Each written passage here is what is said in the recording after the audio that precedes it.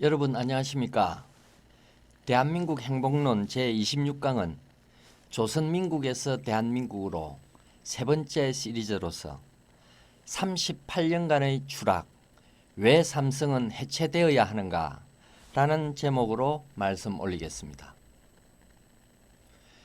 1592년부터 1598년까지의 7년 전쟁을 임진왜란이라 하지요. 그 당시 임금은 선조였고요. 1636년은 청나라가 조선을 침략한 병자호란이 발발한 해입니다. 당시 임금은 인조였지요. 임진왜란이 끝난 1598년부터 병자호란이 발발한 1636년에는 38년간의 텀이 있습니다. 사실 이 38년 동안 현재 우리 사회에서 볼 수 있는 온갖 부정적 사회 현상의 뿌리가 깊게 형성되었습니다. 특히 공동체 정신이 그렇습니다. 이 기간 동안 소위 우리 민족의 공동체 정신은 끝없이 추락했고 지금도 그 악영향 속에서 헤어나오지 못하고 있습니다. 한때 유행했던 적폐라는 말이 있습니다. 바로 이 38년이 적폐의 온상이었지요. 당연히 이 적폐는 청산되지 않았고 그래서 비록 우리가 21세기에 살고 있지만 본 강의의 시작어가 된 것입니다. 임진왜란과 병자호란 사이 38년 동안에 무슨 일이 있었는지는 어병에서 적나라하게 볼 수 있습니다. 정부군, 관군과 대비되는 어병 말입니다. 임진왜란 때에는 전국에서 어병들이 걸기했습니다. 합천을 거점으로는 어병의 실질적 효시인 정인홍이, 함경도에는 갓도 기요마사군을 저지시킨 정문부가, 전라도에는 바다에 있는 전쟁의 신인 이순신에 비견되며 육지에서의 전쟁의 신이라며 왜군을 떨게 했던 김덕령 등 수많은 어병장들이 등장하였습니다. 참고로 어병들의 식량은 경남 어령의 곽재우처럼 어병장이 본인의 논밭을 처분하거나 직접 식량 창고를 개방하여 조달하는 경우가 많았습니다. 사제를 틀어서 어병을 모집한 것이지요. 1636년 병자호란 때 단지 38년이 지났을 뿐이지만 그 많던 어병장들은 자취를 감추고 오직 2명의 어병장만 눈에 띄입니다. 평안북도 철산의 전봉수 어병장과 용천의 이립 어병장입니다. 병자호란에서 유일하게 승리를 할 수 있는 전투는 수원 관교산에서 벌어졌습니다. 호남의 병마절도사로 있던 김준용 장군이 3,700명의 어병과 합세하여 이룬 처음이자 마지막 성과입니다. 임진왜란 당시 많은 어병장들이 전쟁 현장에서 순국하셨지요. 고경명, 김천일 어병장처럼 말입니다. 문제는 전쟁에서 살아남은 어병장들에게서 발생했습니다. 어처구니 없는 모함과 계산된 역모 행위를 씌워 대부분 죽임을 당했기 때문입니다. 아니면 곽재우 어병장처럼 죽은 만큼 혹독한 사회적 격리를 당했습니다. 김덕령 어병장은 1596년에, 정인홍 어병장은 1623년에, 정문부 어병장은 1624년에 각각 죽임을 당했지요. 정문부 장군은 고문 끝에 옥사하기 직전 두 아들을 불러 유언을 주었습니다. 벼슬길을 구하려 하지 말고 저 멀리 지방으로 내려가 목숨을 부지하라고 말입니다.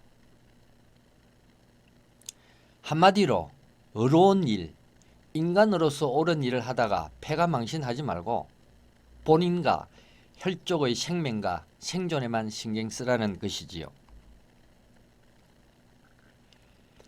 선조 임금은 임진왜란 전쟁 기간 내내 백성의 신망을 얻고 있는 이순신 장군의 목숨을 집요하고 악질적으로 노렸습니다.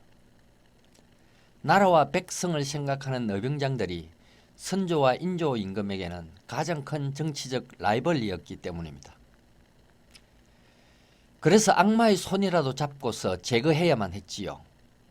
그 악마의 손 역할을 하며 이론적 사상적 토대가 된 것이 1623년 인조반정을 계기로 크게 변질되고 왜곡된 조선의 후기 승리학입니다. 당시 승리학이 이론적 학문만을 편식했지만 실천적 지식인 카를 찬 선비로 알려진 남맹조식은 천문, 지리, 산술, 그림, 의학, 병법 등 실용적, 현실적, 실천적 학문도 중시했습니다. 전쟁에서 필요한 군사학도 학습의 대상이었고 임진왜란이 발발하자 남맹조식의 문화생들 약 50여 명이 어병장으로 활약했습니다. 임금과 집권 살인파는 기득권 유지를 위해 안팎으로 크게 두 가지의 조치가 필요했습니다. 밖으로는 중국에 대한 사대를 통하여 정권의 안정을 도모하고 안으로는 비현실적 도덕주의와 예법을 백성에게 주입하는 것, 이 두 가지였죠. 남맹조식과 그를 따르는 어병장과 제자들의 사상은 조선 후기, 즉 인조 반정 후의 집권 세력들로서는 반드시 삭제시켜야 할 불온한 사상이었습니다. 백성들은 태어나서 수신과 수기만 하다가 죽어야만 하는 것이 집권 세력들의 통치 시나리오인데 남맹조식의 가르침은 백성으로 하여금 무지에서 벗어나 나라와 공동체에 대한 각성으로까지 이어지게 만들기 때문입니다. 우리는 통상 조선 500년 역사라고들 말합니다. 1392년 이승계와 정도전에 의해 건국되고 1897년 러시아의 사주를 받은 고종이 대한제국을 선포한 1897년까지의 존속기간을 두고 하는 말이지요. 그래서 정확하게는 505년입니다. 그런데 말입니다. 이 조선 500년에는 다음의 기가 막힌 기간이 들어가 있습니다. 첫째, 단군 이래 최악의 부패 정권 12년의 기간이 들어가 있습니다. 이모군란을 빌미로 조선에 진주한 청나라의 실질적 식민지였던 기간이지요. 청의 원세계와 민씨 일족은 오직 백성의 착취에만 해란이 되어 있었지요. 둘째, 자신들의 정체성을 스스로 부정하면서 민족의 뿌리를 단군이 아니라 중국의 기자라고 했던 기간입니다. 셋째, 유일무이한 진리이자 절대적 권위로서 주자학과 주자를 내세웠던 기간입니다. 공자, 맹자의 말일지라도 그 해석은 오직 주자의 해석에만 따라야지 다른 해석을 했다가는 사문난적으로 몰려 사약을 받습니다. 인조 반정 후의 조선은 완전히 다른 나라이지요. 한반도에 존재해서는 안 되는 나라였지요. 사실은 나라도 아니었습니다. 그래서 조선 500년 중 1623년 인조 반정 후의 조선은 구별을 해야 했습니다. 그래서 제가 붙인 이름이 바로 조선민국입니다. 불행히도 조선민국의 그림자는 2022년 오늘날에도 우리 사회 전반에 짙게 드리우고 있습니다. 단적인 예가 북한입니다. 세계에서 유일하게 3대 세습이 이루어지고 있는 독재 국가이지요. 주자학의 역량 이외에는 달리 설명할 길이 없습니다. 육체보다는 정신, 현실보다는 몽상적 이념을 편식하는 주자학 말입니다. 그래서 육신을 낳아준 어머님보다도 숭고한 혁명정신을 심어준 김일성을 어버이 수령 김일성 동지라고 하지요. 제 혼자만의 생각일까요? 송복 연세대 명예교수가 2017년 2월 22일 서울신문에 기고한 글입니다.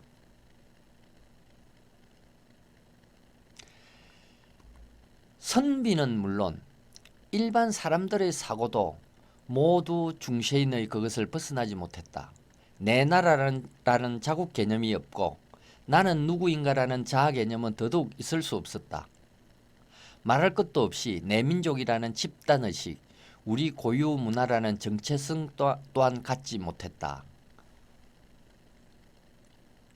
한마디로 수신과 숙이라는 성리학 중독과 중국에 갖다 바칠 중화와 모화의 수음료로서 자신의 홍과 을을 중국의 것으로 교체하고 민족의 정체성을 스스로 부정해버리니 우리라는 공동체 정신도 사라져버린 것입니다.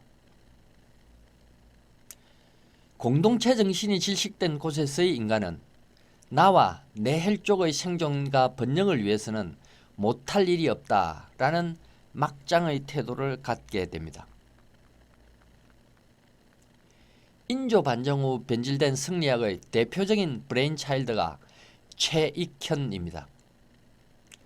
철종부터 고종까지 호조 참판, 경기도 관찰사 등을 지낸 조선 말기와 대한제국의 정치인이며 독립운동가입니다. 구한말 당시의 상징적 지성인이며 사회 참여적 유학자였지요. 현대판으로는 이어령 전 장관과 돌 김용옥 교수를 합체한 인물쯤 되겠습니다. 흑산도 바위에는 최익현이 쓴 글 기봉강산 홍무 1월이 새겨져 있습니다. 먼저 기봉강산의 뜻입니다. 우리나라는 단군이 아니라 중국의 기자에 의해서 개국된 것이고 홍무 1월 조선을 비추는 해와 달은 중국 명나라 황제의 은혜에 의한 것이다. 요컨대 조선의 영토는 애초 중국의 것이며 그 영토에 살고 있는 사람을 인간답게 만드는 숭고한 정신과 사상은 중국 명나라 덕분이다라는 것입니다. 한편의 희극적 에피소드로 들리십니까?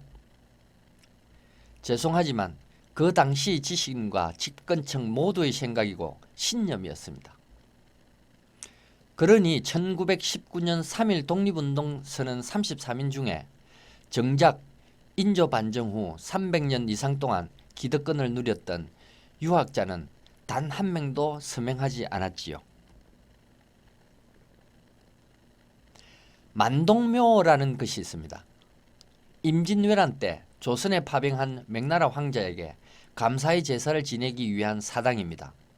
한반도에 최초로 등장시킨 사람은 당시 임금보다 더 높은 권세를 누렸던 송시열이고 설치 장소는 충청북도 계산군에 있는 화양동 서원입니다. 설치 시기는 1704년 숙종 때입니다. 만동묘라는 사당의 이름은 만절필동에서 따왔습니다. 만절필동의 뜻은 황하의 강물이 만번을 굽이쳐도 결국은 동쪽으로 흐른다입니다. 명나라와 중국에 대한 지고지순한 충성 맹세이지요. 송시열은 화양동에 선조 임금은 경기도 가평군의 조종암의 바위에 만절필동을 각인시켜 사대부 간의 충성 경쟁을 했습니다. 컴퓨터 게임 중독과 아동 자폐증 간의 연관관계에 대한 연구가 활발합니다. 성인의 경우도 마찬가지라서 주자하게 중독된 사회는 집단적 자폐증을 피하기 어렵습니다. 외부와의 소통을 끊고 자기만의 폐쇄적 공간에 들어가는 것이지요. 그러다가 의사결정에도 장애를 일으켜 PI 구분, 즉 누가 진정한 내 편이고 누가 적인지조차 모르게 되는 것이지요. 명나라의 실질적 멸망 연도는 수도 북경이 함락되고 산해관 전투에서 패배한 1644년입니다. 명나라가 멸망한 지 딱 60년 후에 중국도 아닌 조선 땅에서 당시 강대국인 청나라의 눈을 피해 망하고 없어진 맥나라의 황제를 모시는 사당이 건립된 것입니다. 지구상에서 없어진 나라, 인류 역사에서 실천된 적이 없는 주자의 사상을 60년 만에 사당을 지어 부활시키고 부흥시키고자 하니 참으로 자폐증의 비극적 발현입니다. 그럼 2022년을 살고 있는 우리들은, 우리 사회는 이 주자학의 중독과 자폐증의 저주에서 벗어났을까요? 알코올, 담배, 컴퓨터 게임, 마약 등의 중독에서 빠져나오기 쉽던가요? 대단히 어렵습니다. 2017년 12월 5일 노영민 주중대사가 시진핑 중국 국가주석에게 신임장을 제정하면서 방명록에 만절필동이라 씁니다. 2019년 2월 12일에는 문희상 국회의장이 미국 방문 중 낸시 펠로시 미국 하원 의원에게 선물을 전달했는데 만절필동이라 쓰여진 액자입니다. 문희상의 만절필동은 중독자들에게서 흔히 볼 수 있는 자폐증의 자연적 발현으로 볼 수 있는 송시열, 최익현, 노영민과는 무언가 결이 다릅니다. 외교적으로 미국을 물먹이겠다는 의도성이 다분한 차원 높은 자폐증입니다. 여기 H2O라는 물 분자가 있습니다. 이 물 분자의 구조는 변함이 없지만 물 분자가 어떻게 모이느냐에 따라서 가스 상태의 수증기도 되고 액체 상태의 물도 되며 고체 상태의 얼음도 됩니다. 즉 물성적 변화는 다양하게 발현된다는 것입니다. H2O 물 분자가 다양한 물성적 변화를 겪듯이 사람도 모이는 조건과 상황에 따라서 한 사람 한 사람이 개별적으로 존재하고 있을 때와는 다른 물성적 변화, 즉 다양한 사회적 현상을 보인다는 것입니다. 이처럼 여러 사람이 모였을 때 만들어내는 공동체의 거시적 특성을 사회 현상이라고 하는 것이지요. 2016년 영국 노팅엄 대학은 개인이 얼마나 정직한가는 각 개인의 타고난 인성에 기인하기보다는 각 개인이 속한 사회와 국가가 강한 영향을 끼친다는 연구 결과를 발표했습니다. 동일한 특정인도 정직한 사회에서는 더 정직할 수 있고 부정직한 사회에서는 부정직해질 수 있다는 것이지요. 기원전 2333년 고조선 건국부터 1623년 인조 반정으로 조선민국이 등장하기 전까지가 4000년 역사입니다. 최소한 이 기간 동안은 자신의 혼과 정체성을 중국에 완전히 팔아넘기지는 않았습니다. 따라서 나와 나의 혈족에서 확장된 우리라는 정신, 공동체 정신이 어느 정도 살아 있었지요. 중국 고전에서 꼬리 9개 달린 구미호는 우리 민족의 뿌리인 동이의 상징이었습니다. 동이는 단일 국가가 아니라 9개 종족의 연합체였지요. 만약 한 종족이 침략을 받으면 나머지 8개 종족이 힘을 합쳐 싸우니 감히 중국의 평야 종족들이 범접할 엄두를 못 냈지요. 중국 후한서 동이전에는 9종족의 이름이 구체적으로 적시되고 있고 단군과 비슷한 시기에 살았던 중국 요임금의 명령도 기술되어 있으니 단순히 전설과 신화로만 치부할 일이 아닌 것이지요. 구미호는 신령스러운 영물로 등장하였으나 중국 땅에 주나라가 들어서면서 동이족들의 세력이 약화되자 차츰 괴물이나 요괴로 묘사됩니다. 송나라의 사신 서경이 1123년 고려를 방문하여 수개월을 체류하면서 보고 들은 것을 기록한 보고서가 고려도경입니다.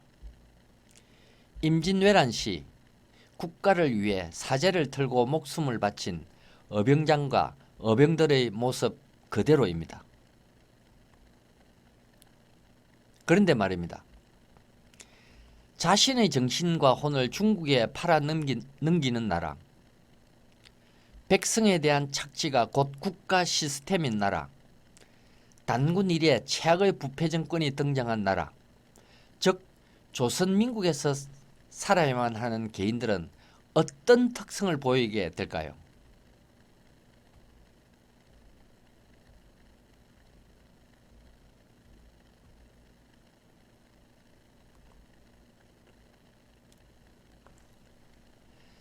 남극에는 꽃이 피는 식물이 두 종류뿐이라고 합니다.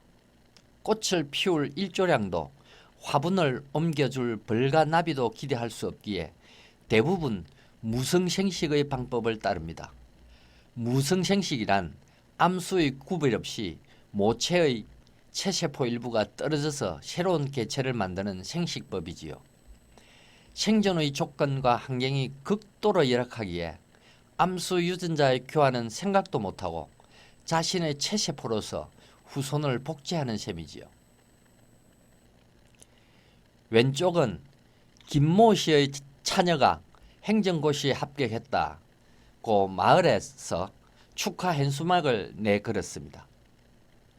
오른쪽은 강모 씨의 아들이 세무공무원에 합격했다고 전주광시 종친회에서 축하 현수막을 내걸었습니다. 다른 나라에서는 볼 수 없는 우리나라만의 독특한 풍경입니다.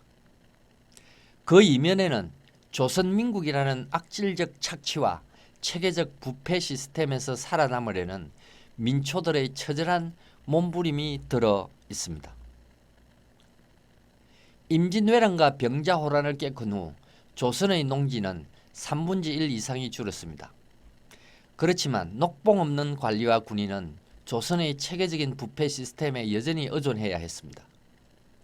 군역의 의무를 회피하기 위해 힘있는 자들은 서원에 유령유생으로 등록하여 법과 의무를 피해갔습니다.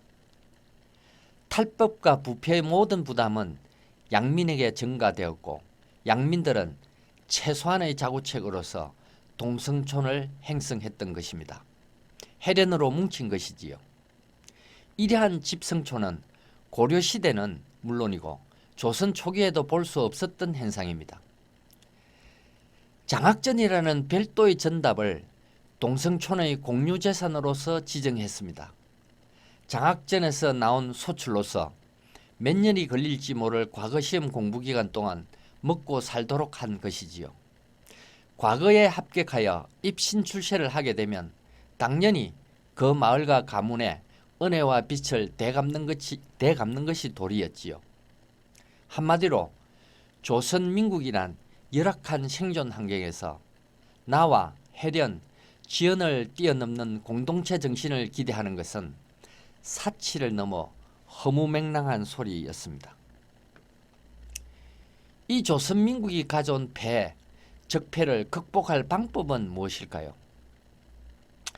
사회현상의 언어로는 시스템이 개인에게 강요한 거시적 특성, 즉 국민성을 변화시킬 방법이 무엇일까입니다. 하버드 대학 인간진화생물학 교수이자 경제인류학자인 조셉 헨리는 인간 문명의 진화활동 원동력을 명쾌하게 설명한 책으로 유명합니다. 개인의 타고난 지능과 똑똑함이 아니라 개인이 모여 함께 형성한 그룹의 집단적 두뇌에 의해 문명과 문화가 진화되었다는 것입니다. 집단적 두뇌의 힘은 두 가지 요인에 좌우되는데 그룹의 크기가 클수록 그룹 내 연결성이 긴밀할수록 커진다는 것입니다. 결국 해령과 지연의 한계를 넘어서는 그룹의 크기를 어떻게 키우며 그룹 내 연결성을 어떻게 만들 것인가가 국민성과 공동체의 진화에 결정적 영향을 끼친다는 점입니다. 조셉 헨리는 사회들 간의 변이를 설명하는 변수라는 논문에서 우리나라와 같은 가족 중심의 저신뢰 사회를 진화시킬 수 있는 현실적 방안을 한 가지 제시했습니다.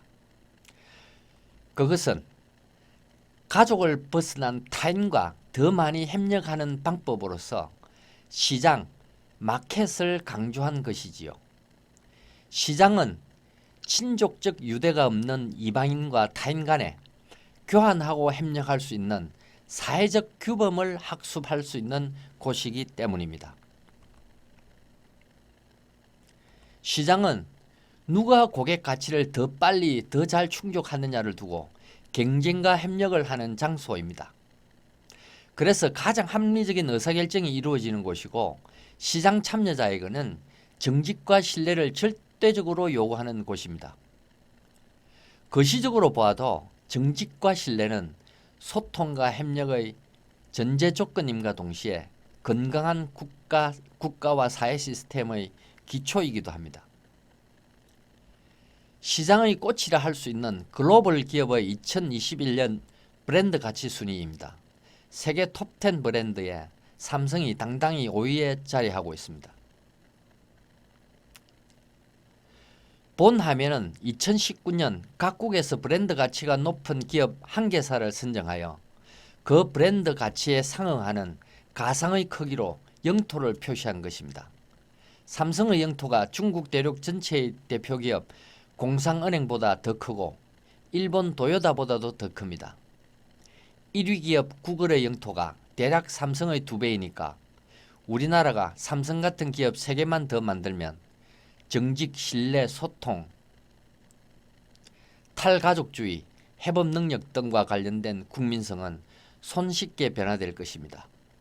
우리가 학교를 많이 세워 인성교육을 열심히 시켜서가 아니라 시장과 기업이 우리를 그렇게 변화시킬 테니까요.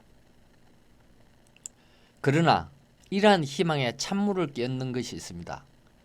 바로 조선민국의 저주받은 유전자가 발현되는 것 말입니다. 유전자는 말합니다. 삼성을 해체하라고. 조선민국이 주장하는 바 해체 이유 수백 가지 중에 2가지만 들겠습니다. 조선민국의 절대 금기어가 고구려의 건국 이념인 다물입니다. 다물은 애땅을 되찾겠다는 고구려의 말로서 고구려가 다시 찾겠다고 한 애땅은 바로 단군 조선의 영토이지요. 윤내현 교수님의 고조선 후기 강력도입니다. 천진과 북경을 포함시키지 않은 것으로 보아 고조선의 초기 영토는 훨씬 더 광활했을 것입니다. 특히 조선민국의 임금과 집권층이 4대에서 좋은 점이 있습니다. 중국의 4대에서 좋은 점 말입니다. 첫째로는 외부의 침입에 대비할 필요가 없다는 것입니다. 당연히 외부 세력의 정세를 파악할 필요도 없지요. 고구려가 수나라, 당나라와 치른 것과 같은 대규모의 전쟁을 원천봉쇄할 수 있는 편리한 방편인 것입니다. 둘째는 국내에서 민심을 잃어도 쿠데타 걱정 없이 정적도 죽이고 부패와 착취 시스템도 유지할 수 있다는 점입니다. 임진왜란 당시 육지전쟁의 신이라는 김동령을 죽이고 정문부도 죽였지요. 이순신 장군은 조선 500년 역사 통틀어 가장 훌륭한 정승이라는 오리 이원익 대감이 마침 살아계셔서 극구저지한 덕분에 선조는 살인 미수에만 그쳤지요. 임모군란 때에는 청나라를 불러들이고 동학혁명 때에는 일본을 불려들여서 진압하면 되었습니다. 집권청에게 있어 4대 중화, 모화는 참으로 달콤합니다. 그러나 공짜 전심은 없지요. 4대의 대가를 지불해야 했는데 그것은 국민들이 자신의 영혼, 정신을 팔아넘겨야 한다는 것이었습니다. 우리는 누구인가? 우리의 뿌리는 어디인가? 라는 민족의 정체성을 부정해야 하는 참혹한 대가 말입니다. 마치 알츠하이머 환자처럼 과거를 잊으라라는 것입니다. 치매나 알츠하이머 환자는 내가 누구인지 모릅니다. 나의 정체성은 현재가 아니라 과거의 기억 속에서 탄생하는데 과거가 망각 속에 빠져버렸기 때문입니다.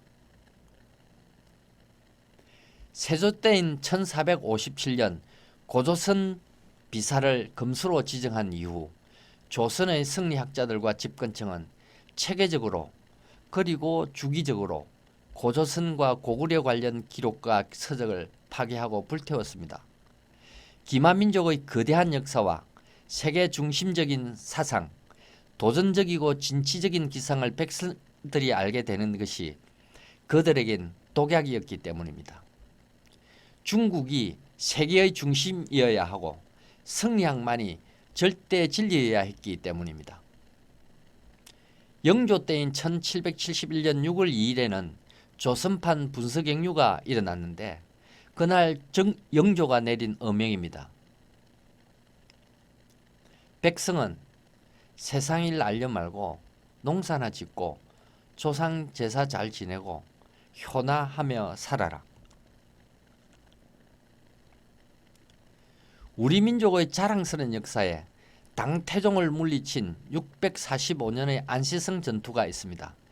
그런데 성전의 주인공인 안시성의 성주가 누구인지를 모르다가 1000년이 지나서 임진왜란에 참여한 명나라 장수에 의하여 안시성의 성주가 양만춘이라는 것이 전해졌습니다. 612년에 수양제가 100만 대군을 동원한 고구려 침공은 20세기로 비교하자면 1000만 명의 군대와 맞먹는 세계사적 규모의 전쟁이었습니다.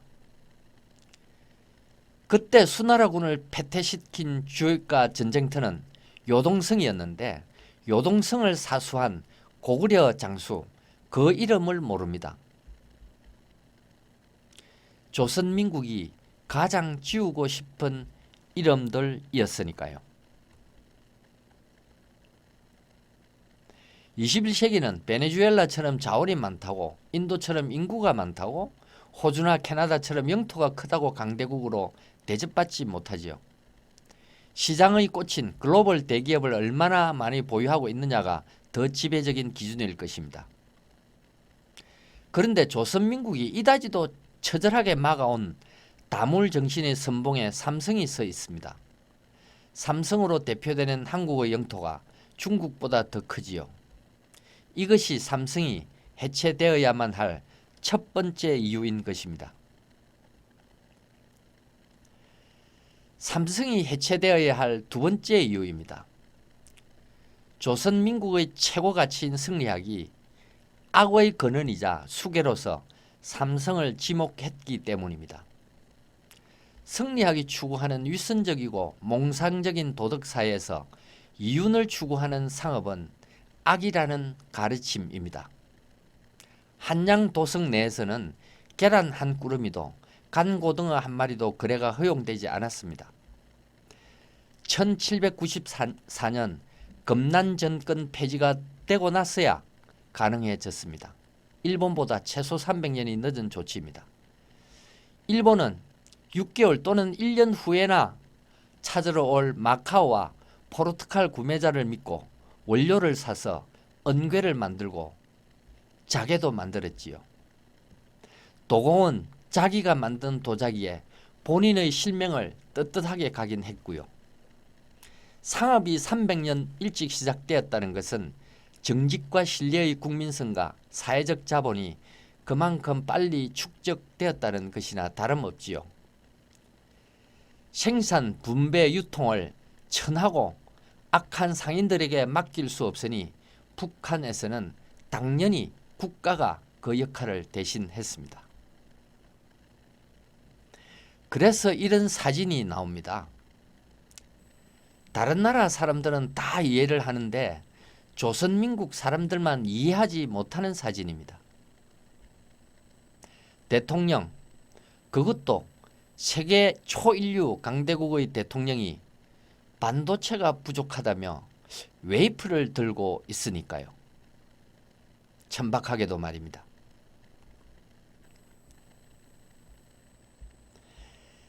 다른 나라 사람들은 다 이해를 못하는데 조선민국 사람들만 이해하는 사진입니다. 재판정에 출정하는데 김경수 전 경남지사는 수갑이었고 이재용 회장은 수갑이 채워져 있습니다.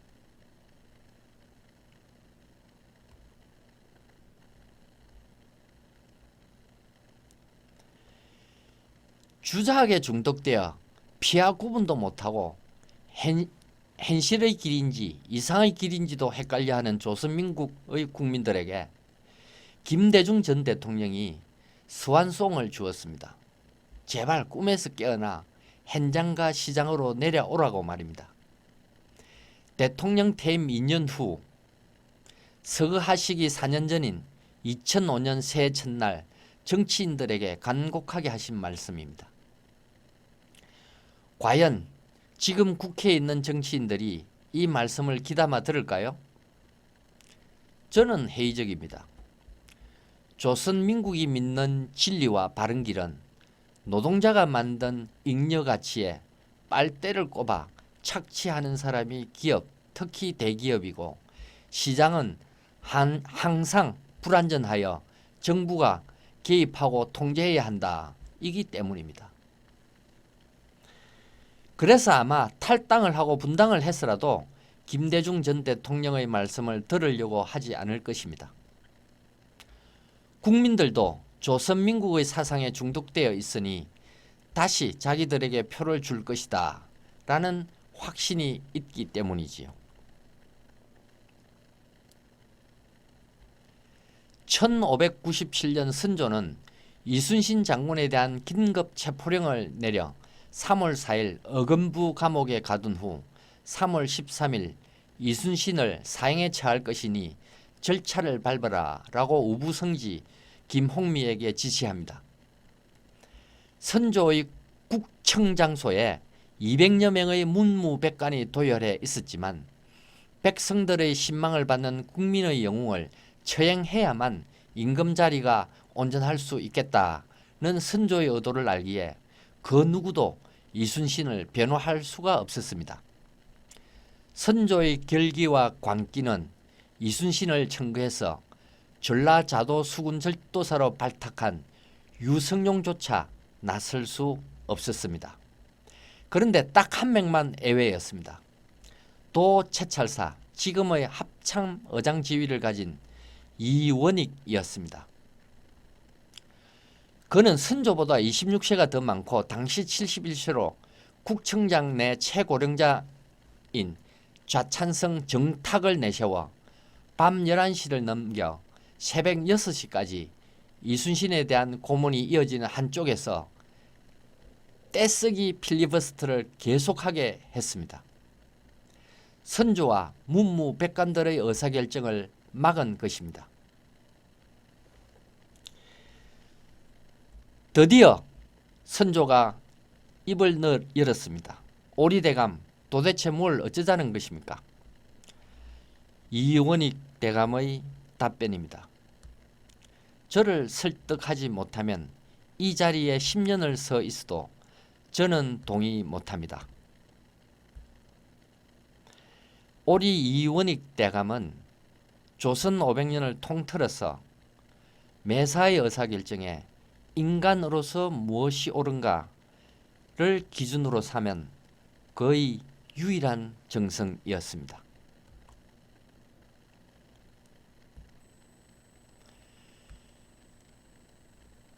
주사학의 광기로부터 삼성이 살아남기 위해서는 스스로 거리에 나가 떼쓰기를 해야 할 터인데 지금의 들리는 상황은 최악인 것 같다 안타까운 심정입니다. 퇴직하신 임원들은 습관화된 침묵을 지키고 있고 현직 경영진들은 입에서 숫자와 성과만을 이야기하니 직원들은 회사를 월급 받으러 오는 곳으로 인식한 지 오래되었습니다. 삼성 70년 이상의 역사에 이런 조직 문화는 없었지요. 남이 삼성을 허물기 전에 벌써 내부로부터 먼저 허물어지는 조짐이 있습니다. 부디 환골탈태하여 CEO는 회사를 경영하는 대의를 숫자가 아니라 직원들의 행복에 두고, 노조는 노조의 이익이 아니라 직원 한 명 한 명의 의미 있는 삶을 살 수 있도록 회사와 함께 지원하는 단체가 되기를 소망할 따름입니다. 여러분 감사합니다.